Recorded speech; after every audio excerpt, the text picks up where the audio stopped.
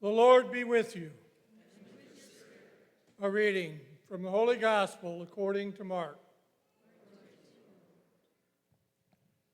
The Pharisees approached Jesus and asked, "Is it lawful for a husband to divorce his wife?" They were testing him. He said to them in reply, "What did Moses command you?" They replied, "Moses permitted a husband to write a bill of divorce and dismiss her." But Jesus told them, "Because of the hardness of your hearts, he wrote this commandment. But from the beginning of creation, God made them male and female. For this reason, a man shall leave his father and mother and be joined to his wife, and the two shall become one flesh. So they are no longer two, but one flesh. Therefore, what God has joined together, let no human being separate." In the house, the disciples again questioned Jesus about this. He said to them, "Whoever divorces his wife and marries another commits adultery against her. And if she divorces her husband and marries another, she commits adultery." The Gospel of the Lord.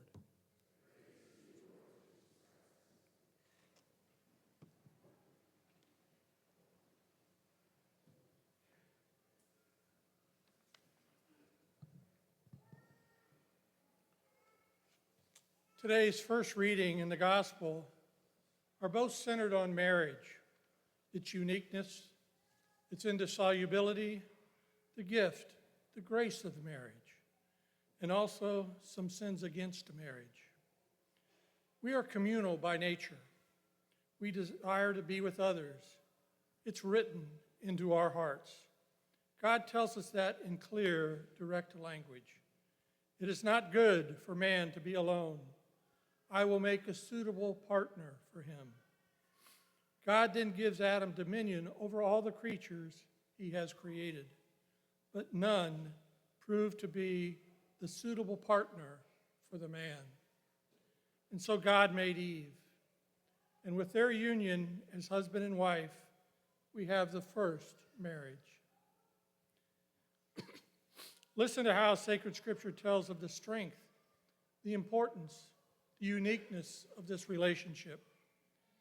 "A man leaves his mother and father and clings to his wife, and the two shall become one flesh." This is not a casual relationship. It is strong. There's permanence in the spouses clinging tightly to each other as they set off from their parents and begin their life together. Pope St. Paul VI, in the encyclical Humanae Vitae, referred to married love as a love that is total. Listen to how he described it. "This love is above all fully human, a compound of sense and spirit. It is not then merely a question of natural instinct or emotional drive. It is also, and above all, an act of free will, whose trust is such that it is meant not only to survive the joys and the sorrows of daily life, but also to grow, so that husband and wife become in a way one heart and one soul, and together they attain their human fulfillment." Marriage is a path to holiness. It is not the only one, but it is the path that most of us are called to follow and walk on our journey toward eternity to life with God and with his angels and his saints. Marriage is more than just about the couple. It is also about society as well. In fact, it is the basis for society. In Familiaris Consortio, Pope St. John Paul II writes that the family is the first and vital cell of society. Families are the first teachers of their children, and it is in the family where children learn virtue and where their moral foundation is laid. Strong, healthy families are essential for for strong, healthy communities and countries. The role of marriage and the family cannot be overemphasized. In his homily at Mass during his visit to Australia, John Paul II preached, "As the family goes, so goes the nation, and so goes the whole world in which we live." We must take that to heart. Strong, healthy, well-functioning communities and countries rely on strong, healthy, well-functioning marriages and families. Without a solid foundation, a building, a nation always crumbles. Is it any wonder then why the evil one is constantly at work, probing, tempting, looking for weaknesses and ways to undermine marriages and families? He knows that if he can successfully attack and destroy a marriage or a family, that the results can easily affect others in the extended family, the community, and quite possibly future generations as well. In today's gospel, the Pharisees question Jesus on whether divorce is permissible or not. While they were attempting to test, perhaps trap Jesus with the question, he answered them nonetheless. And as he often did, Jesus answered their question with a question. What did Moses command? In the ensuing dialogue, Jesus is clear that what Moses allowed was due to man's hardness of heart, and that divorce was not in accord with God's plan for marriage. Divorce could lead toward infidelity, which is another sin against marriage. There are still other sins against marriage, some minor, some major. Emotional withdrawal, disrespect, complacency, lack of charity, artificial regulation of birth, to name a few. There are more. And while the causes may vary, John Paul II warned against what he considered the most serious in his homily during Mass at the National Mall in 79 rather. The greatest danger for family life in the midst of any society whose idols are pleasure, comfort, and independence lies in the fact that people close their hearts and become selfish. Take a moment and listen to that again. The greatest danger for family life in the midst of any society whose idols are pleasure, comfort, and independence lies in the fact that people close their hearts and become selfish. How sad is that?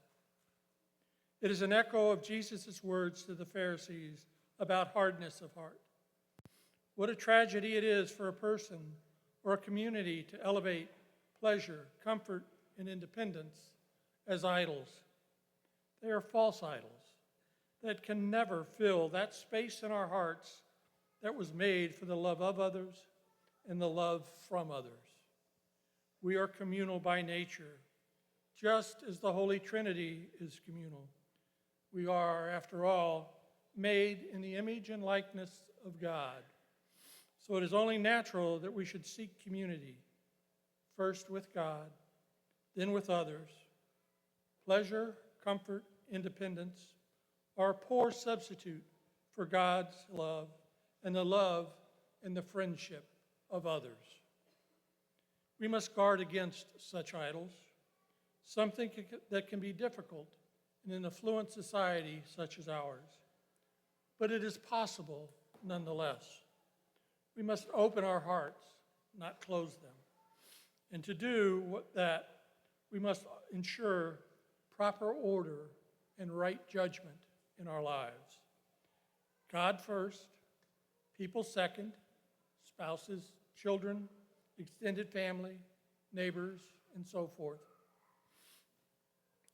Ourselves third, and things last. That's contrary to what many of the loudest voices in our society would have you believe. but it is essential if we are to be truly happy in this world and the next.